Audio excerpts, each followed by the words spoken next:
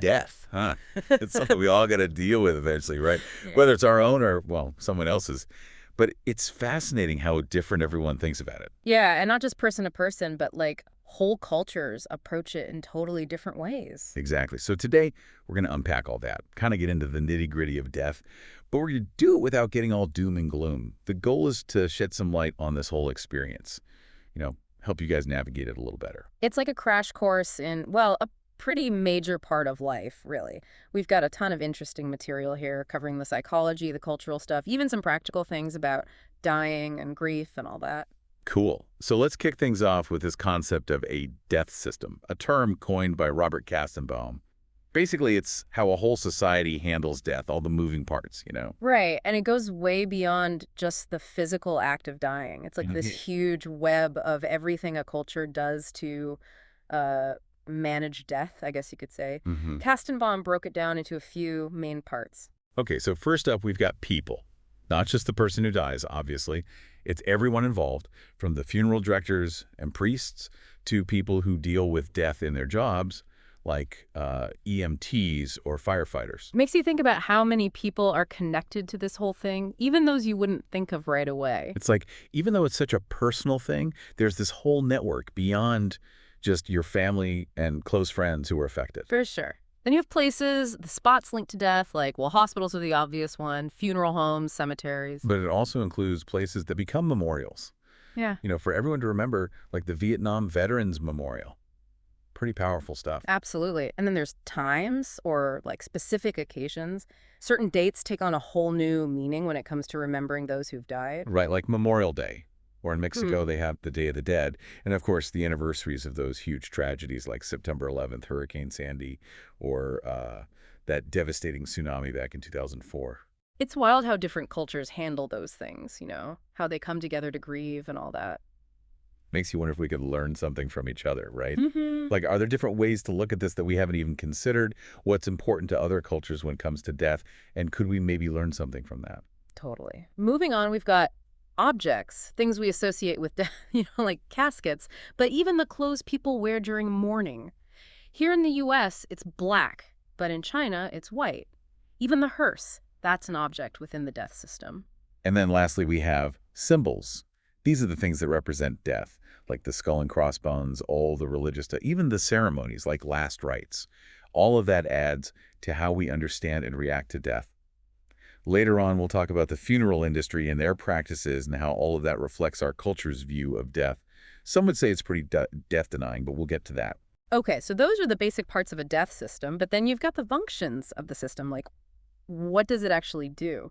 Kastenbaum said one of the big ones is warning and prediction. That can be anything from, like, a weather alert to a medical diagnosis. Right, like, hey, there's a hurricane coming, be careful.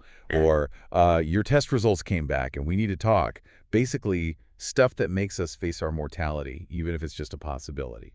Another one is preventing death. That's where all those heroes come in, like firefighters, cops, doctors, researchers, all working to keep us safe and alive.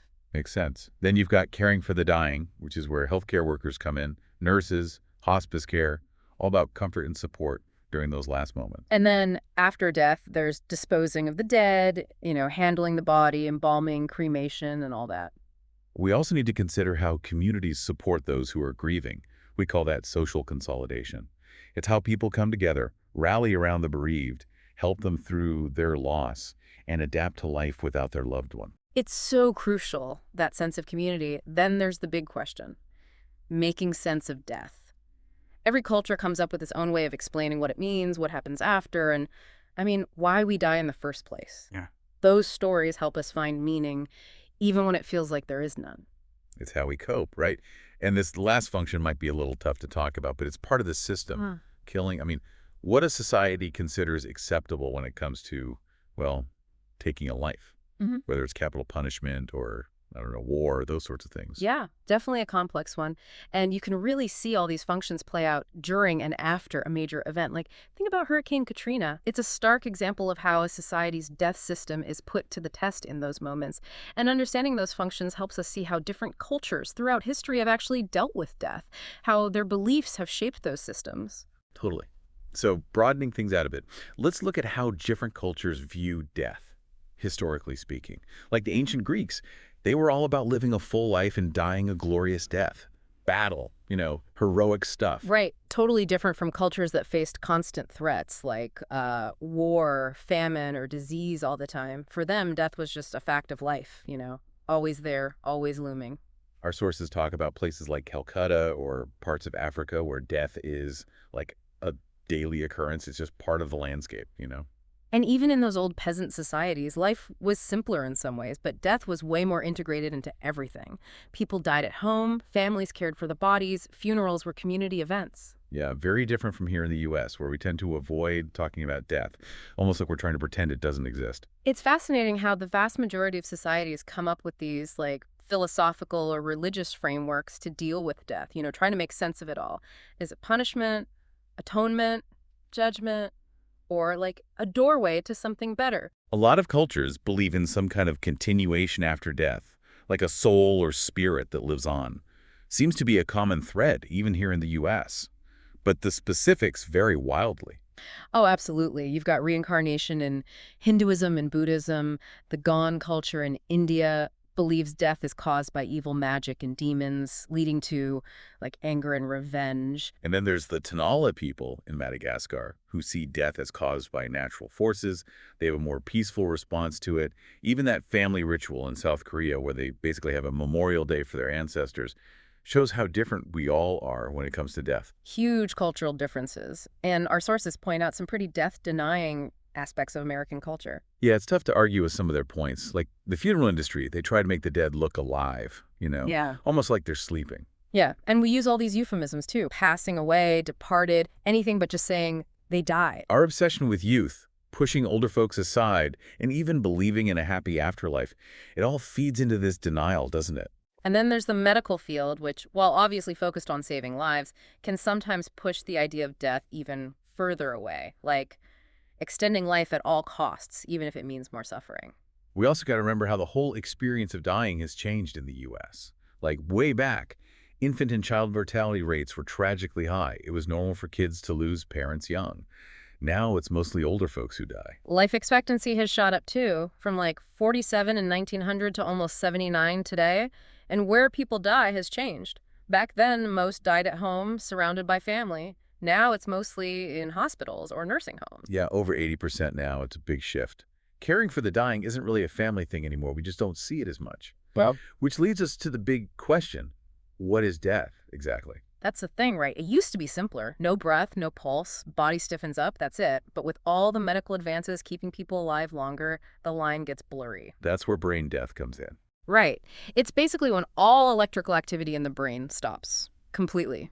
Irreversibly. And we can see this on an EEG. No brainwaves, just a flat line. I read that different parts of the brain can die at different times. Is that right? Yeah. The higher functions, like consciousness and personality, they go first.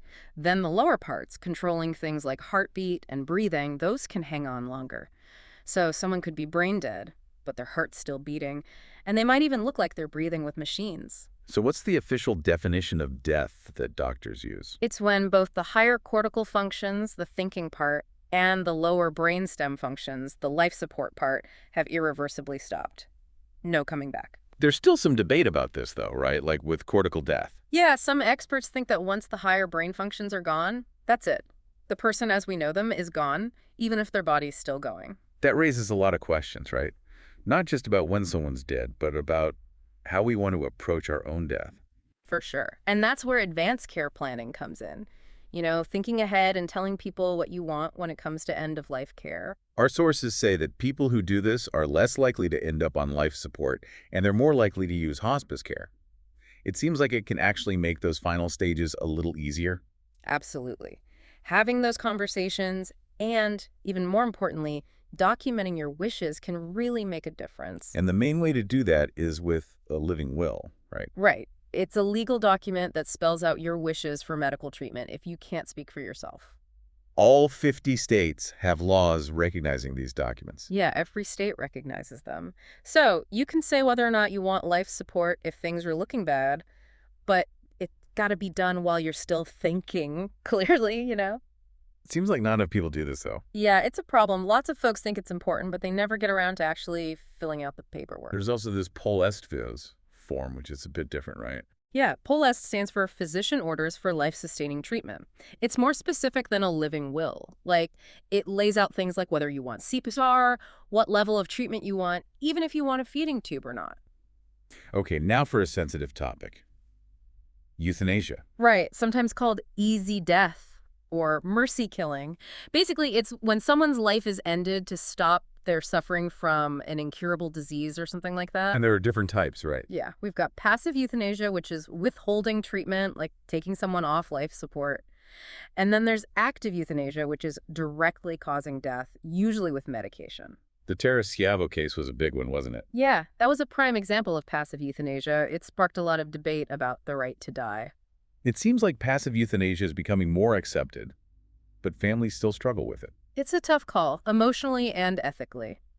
Now let's talk about assisted suicide. How is that different from euthanasia? Well, in assisted suicide, a doctor provides the means for someone to end their own life, usually a prescription for a lethal dose of meds. But the key is that the person takes the meds themselves. It's their choice, their timing. With active euthanasia, the doctor administers the lethal dose. Like what Jack Kevorkian did, right? Yeah, he was a big figure in the assisted suicide debate. Ended up going to prison, though. Nowadays, assisted suicide is legal in a bunch of countries and a few states here in the U.S. It's still a small percentage of overall deaths, though. What do most Americans think about euthanasia and assisted suicide?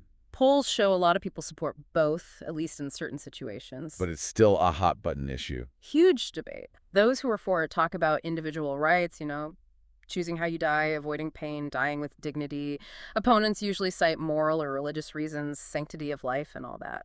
It seems like we need better end-of-life care in this country. Like, dying in America isn't always peaceful or dignified. No, it's not. Death can be lonely, drawn out, painful, and we're not always great at managing that pain or dealing with the emotional and spiritual needs of dying people. It seems like some healthcare professionals aren't really trained for that. Yeah, that's a problem. There's a push for more training in palliative care, which is all about comfort and support, rather than just trying to cure the disease. That's where hospice comes in, right? Exactly. It's about making those last days as good as possible, focusing on pain management, emotional support, and helping the person die with dignity. What does a good death actually look like? It usually involves being pain-free, having loved ones around, accepting what's happening, and getting good care. But some people disagree with this whole good death idea. Yeah, they argue that death isn't always a quick event anymore. It can be a long process. So we should be focusing on improving the quality of life throughout that process, not just the very end. Makes sense. So where do people usually die these days? Most die in hospitals, some in nursing homes, but surveys show most people would rather die at home. That's understandable. Hospitals have the medical expertise, but they can be impersonal. Dying at home is nice, but it can be tough on the family. And then there's hospice, which tries to offer a more home-like setting. Okay, let's shift gears now. We've talked about facing our own death, but what about dealing with the death of someone else? Losing a loved one is probably the hardest thing we go through. Yeah, it's up there with the biggest stressors in life for sure. And one of the toughest things is knowing how to talk to someone who's dying. It's important to remember, though, that both the dying person and those close to them benefit from open communication about what's happening. Definitely. The dying person can tie up loose ends, make peace with things, make plans, say their goodbyes. So how do we talk to someone who's dying? Well, first, be present. Put your phone away. Make eye contact. Let them know you're really there with them. Touch can be comforting if it's appropriate. Don't try to force them to feel a certain way, whether it's accepting death or denying it. Just let them express whatever they're feeling. What about those difficult conversations? Like talking about their prognosis or unfinished business? It's okay to ask about those things, but follow their lead. If they want to talk about it, great. If not, don't push. Offer to help with practical stuff, like contacting people or making arrangements. Encourage them to reminisce if they want. And most importantly, tell them you love them. Say goodbye. That's good advice. And of course, you might need to adjust your approach depending on the person's age or their relationship with you. Right. A conversation with a very young child will be different from one with an older adult. So now let's talk about grief, which is the emotional roller coaster we go through after a loss. It's more than just sadness. It's this whole mix of numbness, disbelief, anxiety, despair, Loneliness. A lot of people feel this intense yearning for the person they've lost, almost like an obsession. They're constantly thinking about them, crying, sighing, and it's all tied up with this feeling of being separated from them. It's like a part of you is missing. Exactly. Then there's the despair, the hopelessness, feeling like life has lost its meaning. It's a lot to handle. And the studies show that people who struggle to find meaning after a loss, especially after a suicide, tend to experience more intense grief and depression. Sadly, that's true. But here's the thing about grief. It's not a straight line. It's like a roller coaster. One minute you're okay, the next you're a wreck. Up and down, all over the place. Exactly. You learn new ways of coping, you have to face your own limits, and you figure out how to function in this new reality. It's a process, and it's different for everyone. Exactly. And for most people, that intense pain does eventually ease up. It might take months, maybe even a year or more, but it does get better. Of course, there are some people who have a harder time. They get stuck in that grief and it can really drag them down. That's what they call complicated grief. Yeah. Or prolonged grief disorder. It's when that intense despair just doesn't go away. It can have some nasty consequences for your health, too. There's even some evidence linking it to like personality traits, like being prone to negative emotions. Cognitive behavioral therapy can help, but it's a tough one. And then there's that disenfranchised grief, right? Yeah, that's when your loss is like socially awkward, losses people don't really acknowledge, like the death of an ex-spouse or a miscarriage. You can't really talk about it openly or get support. Right, and that can make the grief even worse. Now, there's this interesting model for understanding how we cope with loss called the dual process model. Tell me more about that. Basically, it says we're constantly shifting between two types of coping. Loss-oriented and restoration-oriented. Loss-oriented is all the grief work, facing the pain, making sense of it, finding meaning in it. And restoration-oriented is more about rebuilding your life, taking on new roles, learning new skills. Exactly. And these two things can happen at the same time, but maybe early on you're more focused on the loss.